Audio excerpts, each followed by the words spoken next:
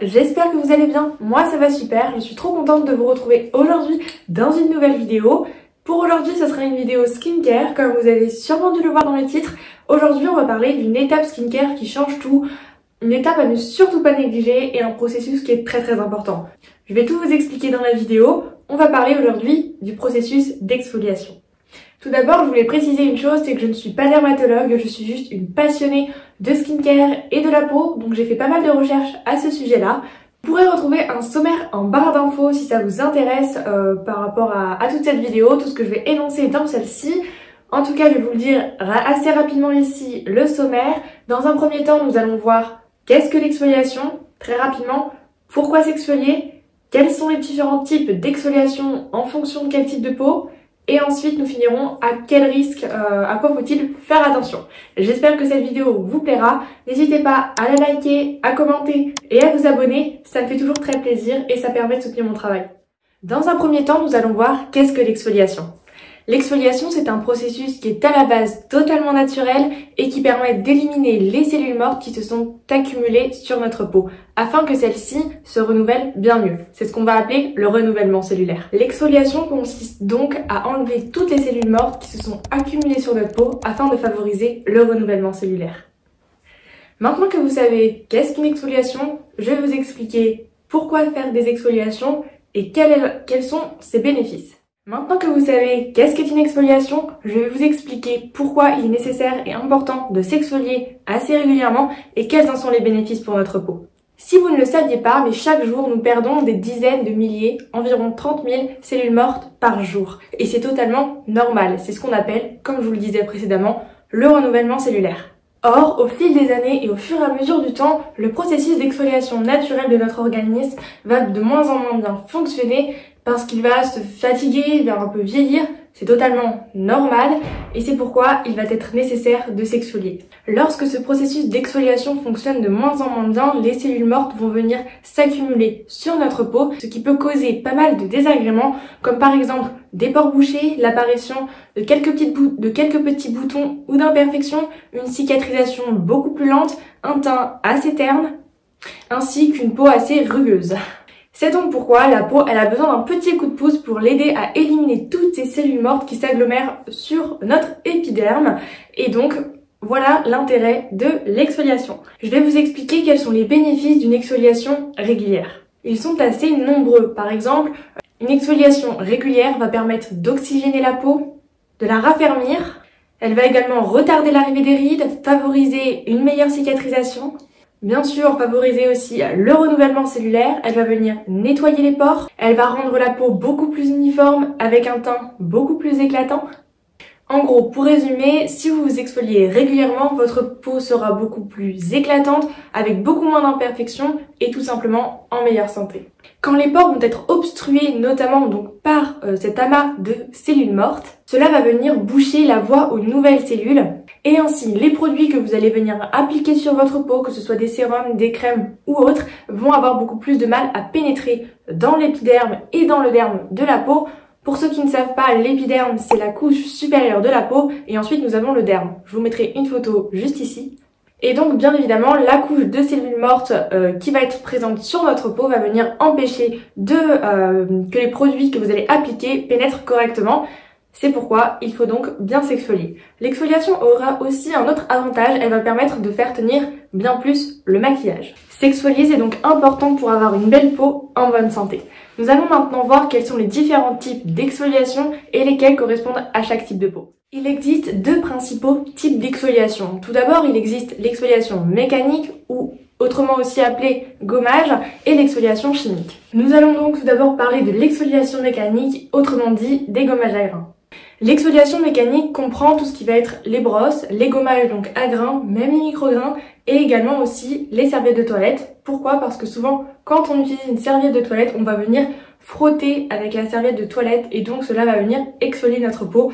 Si vous voulez pas vous exfolier la peau avec une serviette de toilette, je vous conseille de uniquement absorber votre peau avec la serviette afin de ne pas l'exfolier. L'exfoliation mécanique va venir convenir pour la peau du corps parce que la peau du corps elle est beaucoup plus épaisse et beaucoup moins sensible que celle du visage. C'est pourquoi l'exfoliation mécanique est totalement adaptée pour notre corps. En revanche, un gommage à grains ou une exfoliation mécanique n'est pas tout à fait recommandée pour le visage, elle serait plutôt même à éviter. Cette exfoliation serait donc à éviter pour le visage car elle serait beaucoup trop abrasive ainsi que irritante. Elle va venir agresser la peau et elle va venir endommager la barrière hydrolipidique, même si c'est des petits grains et des micro-grains. La barrière hydrolipidique va venir défendre la peau des bactéries néfastes, elle va également préserver la souplesse de la peau ainsi que retenir son hydratation. Et donc si cette barrière venait donc à être endommagée, cela peut causer notamment une déshydratation de la peau, ce qui est pas totalement ouf dingue je dirais quoi. C'est pourquoi on évite donc d'agresser notre film hydrolipidique. Si vraiment vous êtes beaucoup habitué à utiliser des gommages à grains ou faire une exfoliation mécanique régulièrement, vous pouvez tout très bien continuer, mais c'est pas du tout recommandé parce que ça va venir donc comme je vous l'ai dit agresser votre peau.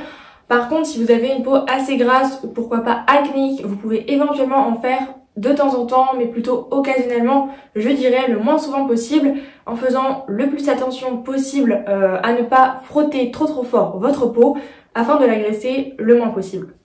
Et faites attention aussi si vous voulez faire une exfoliation mécanique, donc un gommage, à bien choisir votre gommage.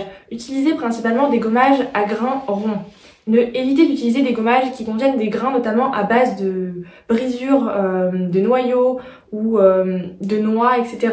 qui vont être broyés parce qu'en fait ces petits grains vont être dentelés, ce qui n'est pas bon pour votre peau, ce qui va venir en fait donc encore plus l'abîmer parce que vos pores ils ont des cavités rondes. Donc vaut mieux privilégier des grains qui vont être ronds comme par exemple le sucre plutôt que des brisures de noyaux. Ça peut quand même faire une petite différence sur votre peau, notamment que le gommage à grains n'est pas hyper recommandé pour le visage. On va passer au deuxième type d'exfoliation qui est l'exfoliation chimique.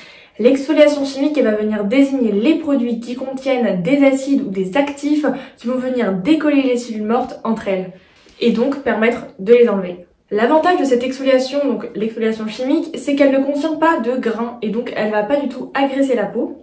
Ce sont bien évidemment les actifs ou les acides qui vont venir l'exfolier.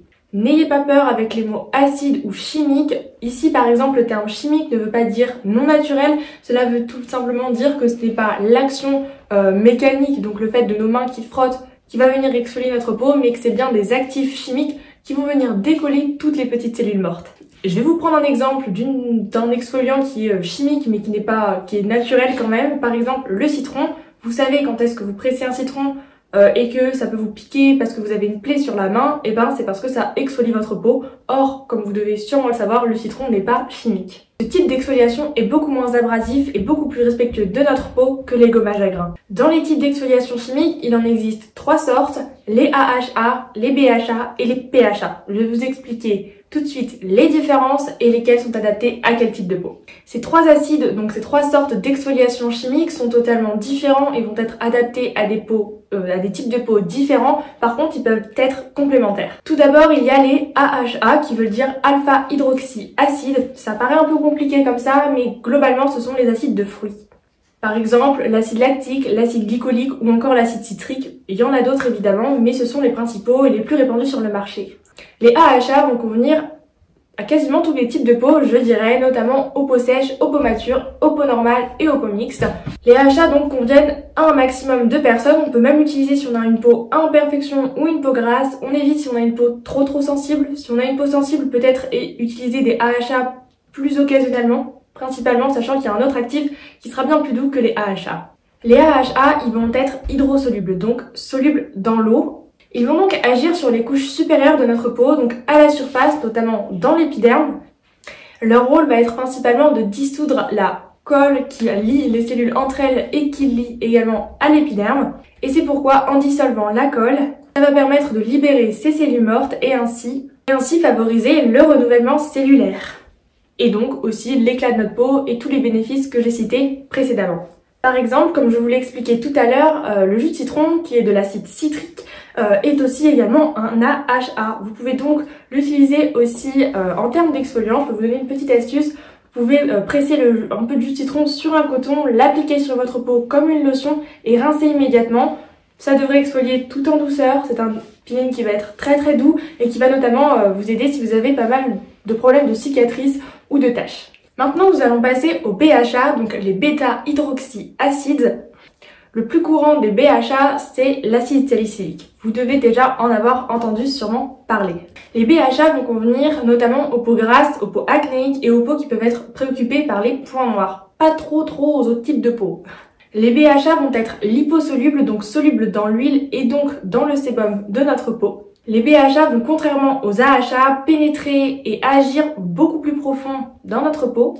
Ils vont agir sur le derme, enfin dans le derme. Ils vont pénétrer donc à la fois sur la couche supérieure de la peau qui est l'épiderme et à la fois également plus profondément donc dans le derme.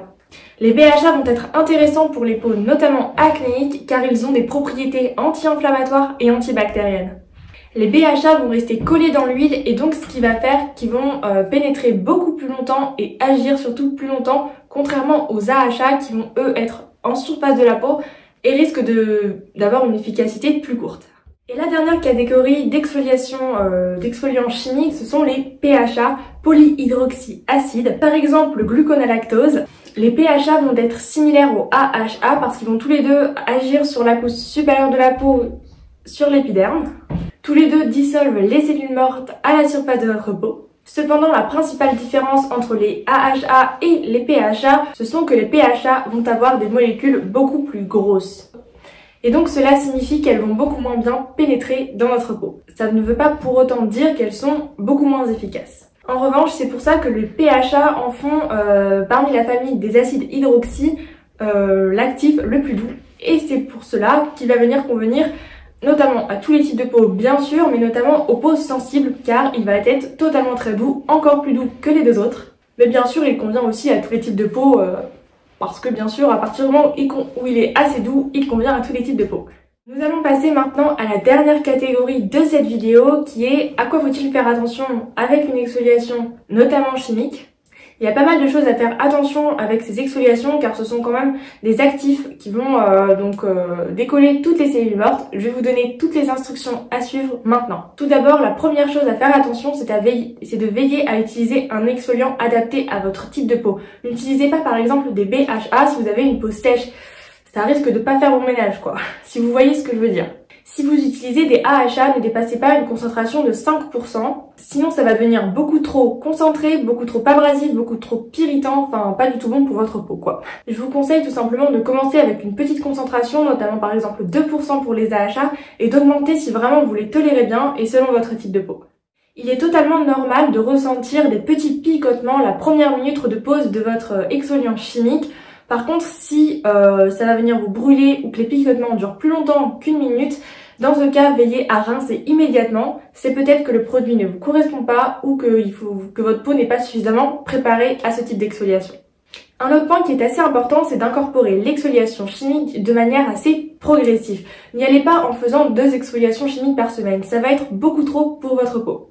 Commencez déjà, comme je vous l'ai dit, par un petit dosage de 2% par exemple, une fois tous les 10 jours et ensuite une fois toutes les semaines et puis pourquoi pas 2 fois par semaine.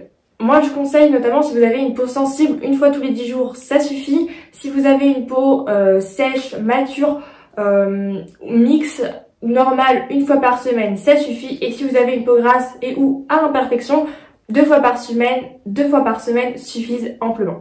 Lisez toujours attentivement les instructions, ne jetez surtout pas la notice parce que ce genre de produit, on ne sait jamais ce que ça peut vous provoquer, il peut avoir quelques effets secondaires, donc gardez bien la notice. Respectez tous les temps de pause, ça c'est très important. Si le temps de pause est de 5 minutes par exemple, ne dépassez pas les 5 minutes, 5 minutes 15 éventuellement, mais n'allez pas à 6 minutes, 7 minutes, 8 minutes. Dans ces cas-là, ça peut risquer de brûler votre peau à quelques minutes. Ne vous dites pas par exemple, oh ben je finis ma vidéo et je viendrai après, je rincerai après, ça pas du tout. Ne prenez surtout pas de risque avec les exfoliations chimiques.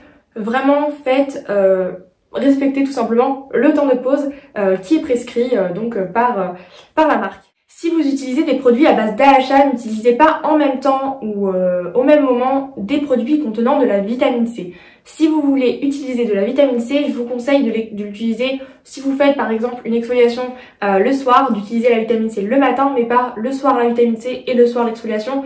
Il faut totalement éviter l'association AHA et vitamine C. Privilégiez également une exfoliation le soir car l'exfoliation chimique peut être photosensibilisante pour notre peau.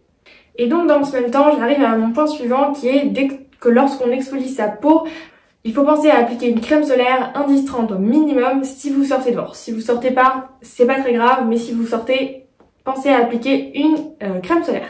Et le dernier point auquel il faut faire attention, c'est de ne pas oublier de s'hydrater après son exfoliation.